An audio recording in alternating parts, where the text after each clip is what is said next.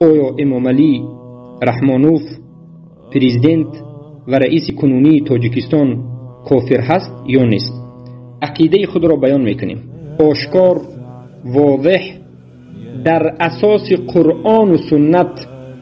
و قول سلف این امت، در اساس قال الله و قال الرسول و قال الصحابه بیان میکنیم که این انسان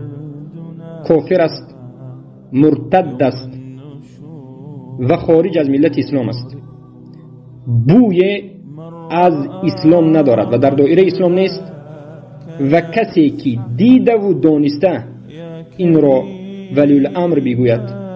اطاعتش را واجب بگوید و دفاع بکند و مسلمانش بداند، او هم